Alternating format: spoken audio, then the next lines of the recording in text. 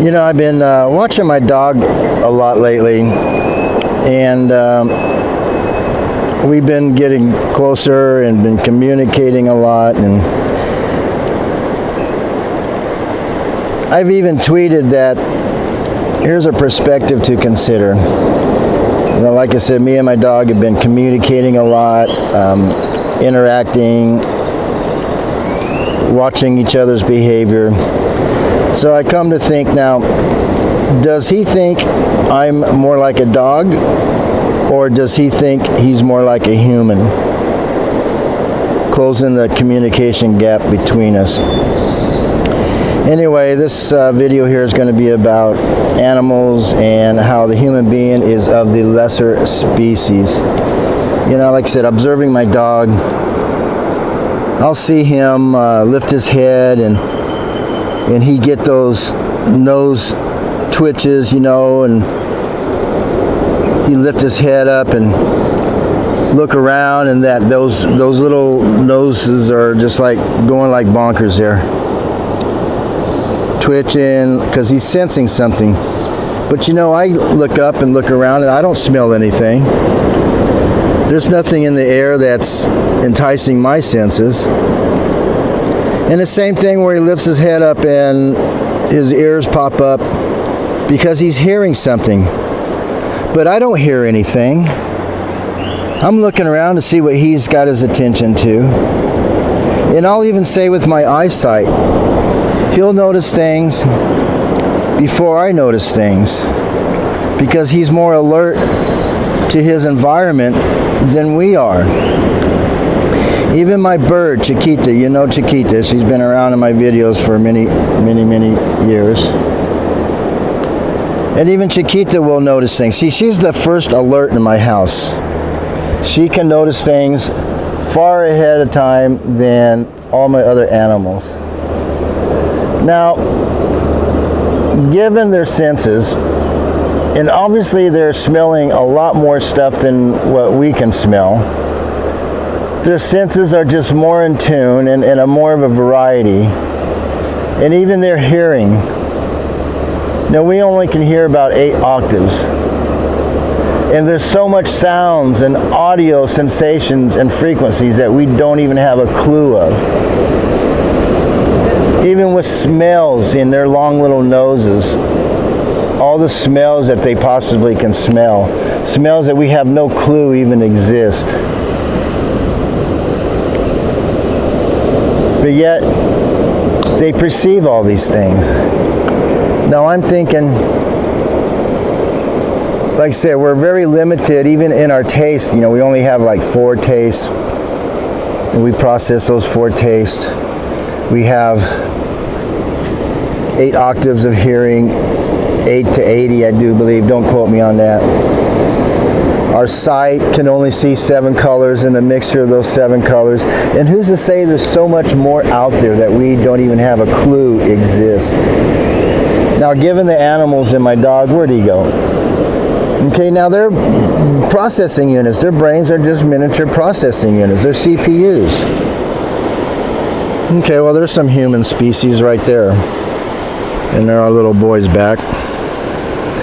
So anyway, once again, they're processing so much more data in that little brain of theirs than we could possibly think about, because their perceptions are a lot more acute, and they're perceiving a hell of a lot more frequencies than we can even imagine.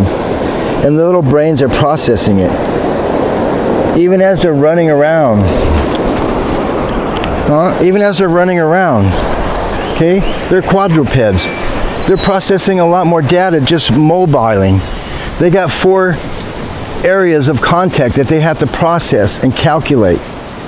Their area of physics is a lot more acute than the human beings, because they can process a hell of a lot more data than we can in our big noggins. And this is how intricate their thinking process is. A hell of a lot more than the human beings. A hell of a lot more. Look at that, pre-calculated. Okay, processing units, working, thinking, existentialists. They are definitely existentialists. They're free-thinking beings. A hell of a lot more than the sheeple that we are creating around the world. But of course, they can be trained. It's an act of training, and we call it instinct. But it's more than instinct. Let's go see what these vultures are up to here. Okay, even a vulture, a little story about a vulture and their eyesights. Eyesights of birds are just so amazing. Their smell, we don't know what it is. The smell of the eyesight. One day there was a dead frog in my pool, so I got the pool net and I catapulted that frog as far as I could throw it. And within minutes, a circling of vultures over in the area where I tossed this frog. Now, how did they know that was there? Was it smell? Was it eyesight? Was it their processing units picked up on that stuff? Look at their little bird brains. We call them bird brains. Maybe they're not so stupid.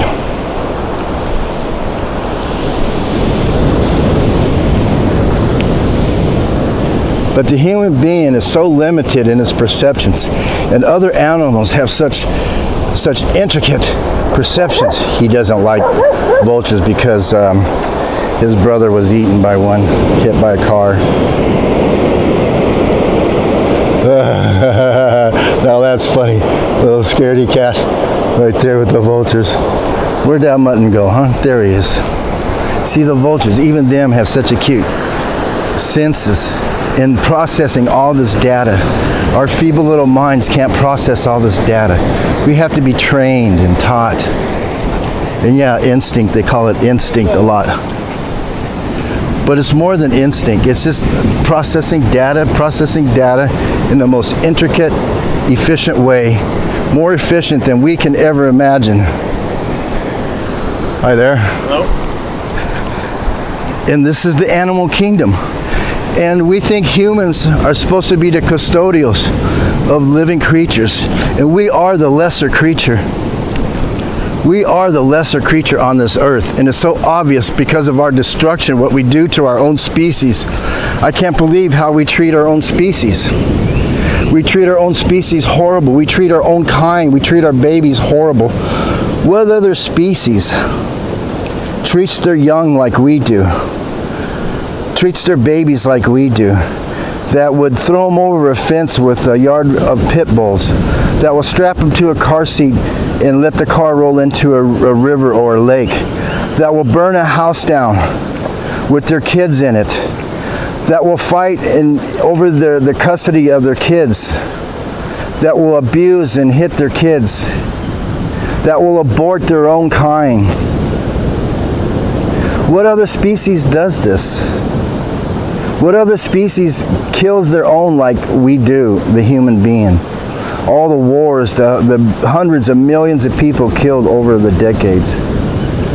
Yeah, they'll eat their own, you know, if the mother knows that there's something wrong with the baby, and that's part of their system there. But they don't do it intentionally. And there are some species that will probably turn on other species, but that's part of the ecosystem. Us killing ourselves, is that part of the ecosystem? Well, Louis Pasteur says that there's a process going on there. Our self-regulated population. But it's crazy. That was a video I did, how we treat our own, is no other species does this. No other species does this. In a specific case that I even talked to this person that her mother used to dunk her in hot turpentine because she missed her period. Now, how crazy is that? How crazy is that? This human species. What a shameful species. They are definitely not the custodians of the earth. What more in this world that we don't even have a clue about? That we have no perception of? What else is going on? How does our limited perceptions hinder our existence in this world? What is the future of the human being? When these other critters have lasted so many more centuries, thousands and thousands of years more than a human being. We got a little piggy back there. You know, I did a whole show once about the rodeos. They call that a sport, where a human being gets on top of a bull or a horse and see how long that he can stay on it. But what people don't know and what they tell you is, I can't remember the name of that strap, but there's a strap around their posteriors that crush their balls, that makes them act the way they do. Now, if you want to call a real sport, you want to call a sport, why don't we kick a cowboy in the balls and jump on his back and see how long he can sustain a person on his back with his balls aching and crushed. Yeah, you can maybe hear some of the toucans in the trees up there.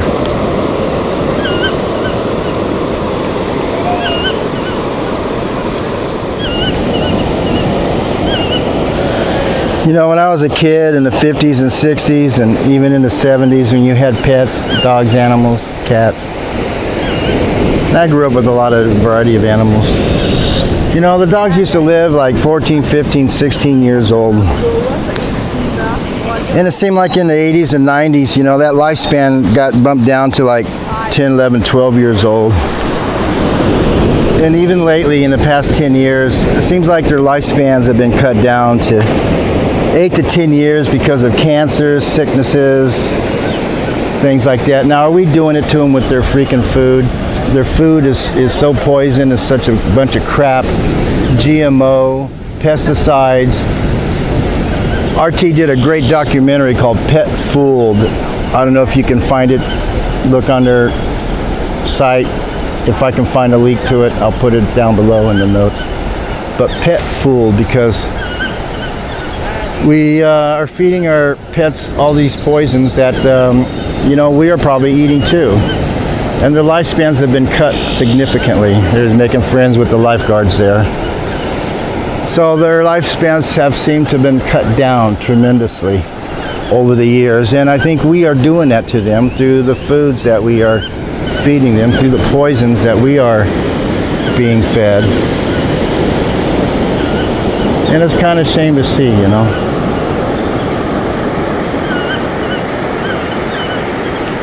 I don't know, did dogs die of cancer, in 1,000 years ago? I guess they had other more important issues like staying alive, being part of a predatory food chain routine. There's hardly anybody here, a lot of more tourists here. You know, vacation time's over for the locals as we pan the whole beach area here. There's such a big difference on some of the videos that I've done here before. But the human being, you know, even Moses had issues with his flock.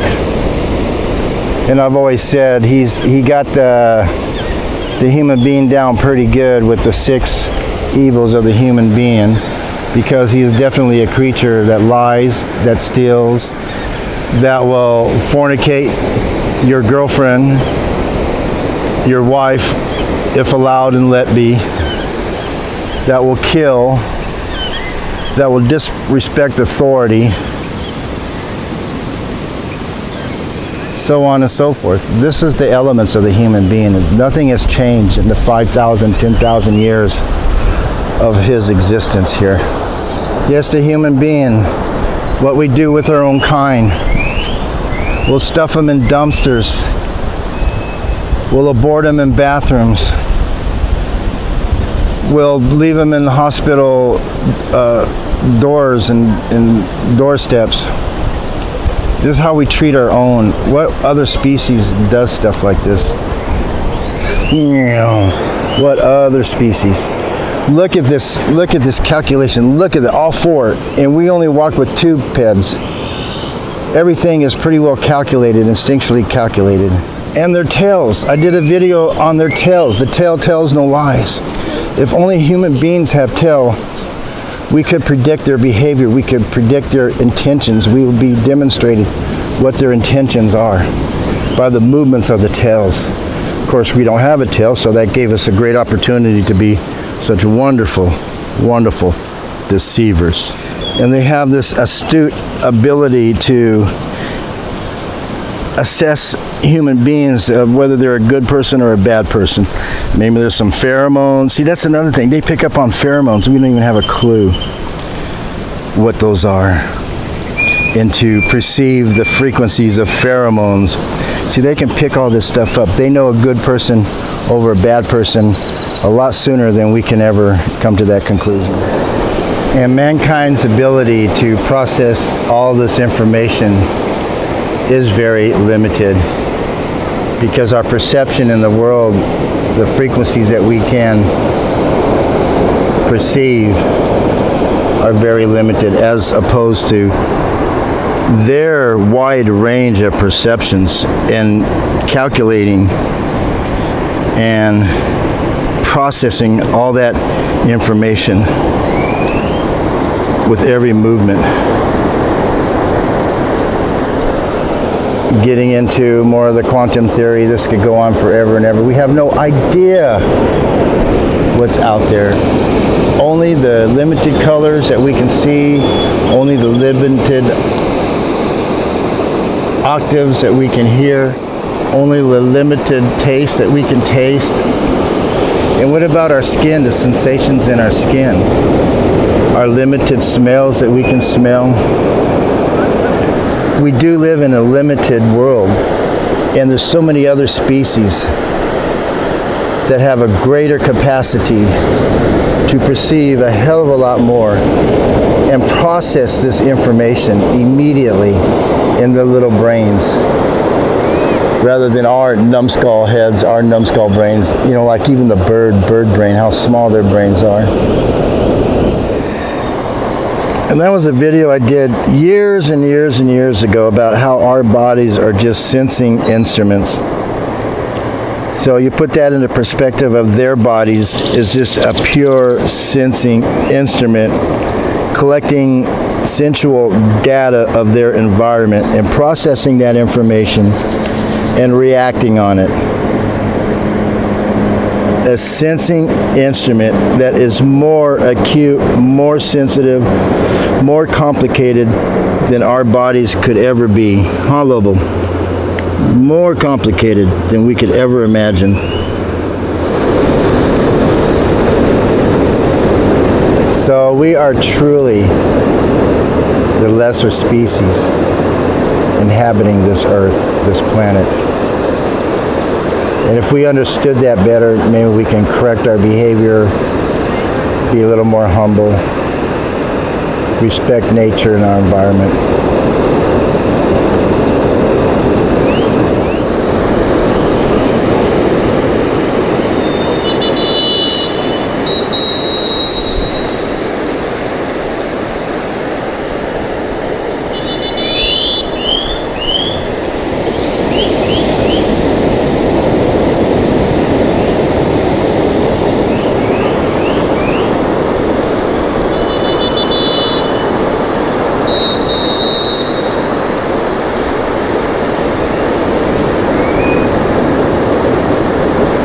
And what about our ability to swim? We have to learn how to swim. Shoot, you throw a dog in the water and he's dog paddling right off the bat. See, these are things that are in our environment, in our nature. Okay, even these little crabs here. What's the arena of their sensual perceptions? They are equipped with sensory perceptions for their existence on this earth. Who knows how many more things they perceive than what our bodies are capable of perceiving.